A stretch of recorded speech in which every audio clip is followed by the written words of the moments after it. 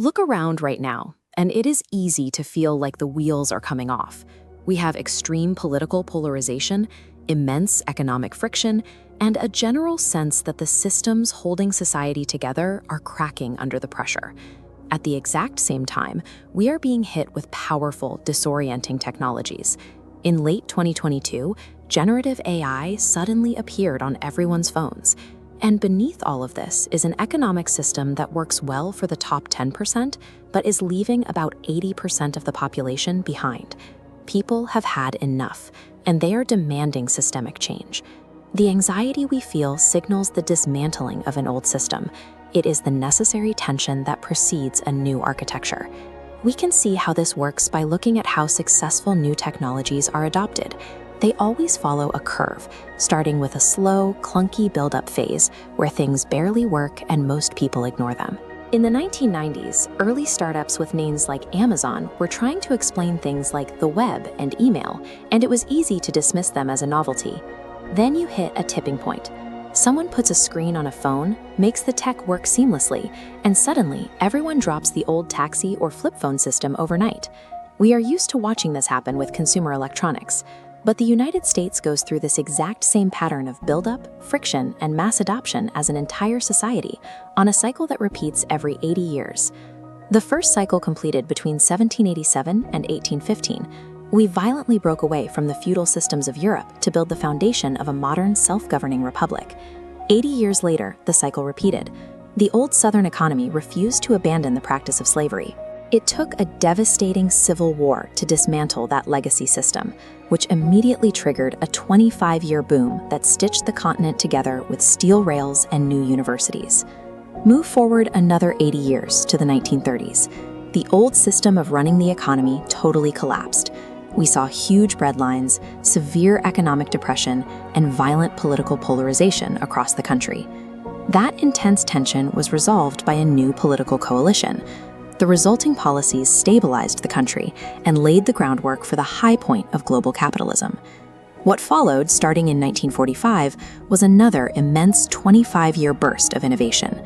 The country taxed the wealthy and poured that money into expanding higher education and laying down the interstate highway system.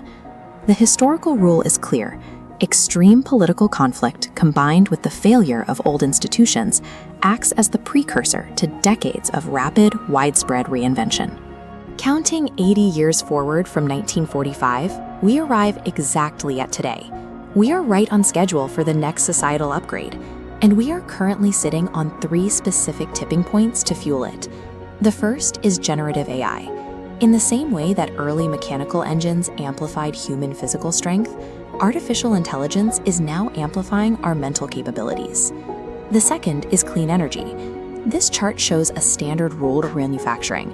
Every time you double the production volume of a technology, its cost drops by about 20%. Energy used to be a commodity we had to dig out of the ground. Now it is a manufactured technology subject to that exact same math. Because we can manufacture solar panels and batteries consistently, that cost curve is going to continue to plummet until clean energy becomes incredibly cheap and overwhelmingly abundant. We are already seeing the physical reality of this transition scaling up rapidly across our landscapes. The third tipping point is bioengineering. This graph illustrates the cost of sequencing the human genome. 20 years ago, it cost $3 billion and took 15 years. Today, that price has crashed to around $100. Because sequencing is now so cheap, we can program biology much like we write software code. We can take a single animal cell, place it in a vat with the right nutrients, and grow actual meat without the animal. When you combine artificial intelligence, infinite energy, and programmable biology, you get a permanent step-by-step upgrade to how humans interact with mind, energy, and matter. Think of civilization as a layered stack. Raw technology sits at the very bottom as the foundation. Whenever that technological foundation undergoes a massive upgrade, the economic and political systems stacked on top lose their footing. They are dismantled and reconfigured. That is the root of our current societal distress. We're trying to run a 2025 technological foundation using a political operating system built in 1945. Over the next 25 years, our systems will have to adapt. The economy faces pressure to move away from financial capitalism and shift towards sustainable capitalism. Managing a planet of 10 billion people requires a political layer that operates at the speed of its digital foundation. This forces a shift from traditional representative models toward digital democracy and coordinated global governance. The unrest we feel marks the start of our next 25-year cycle.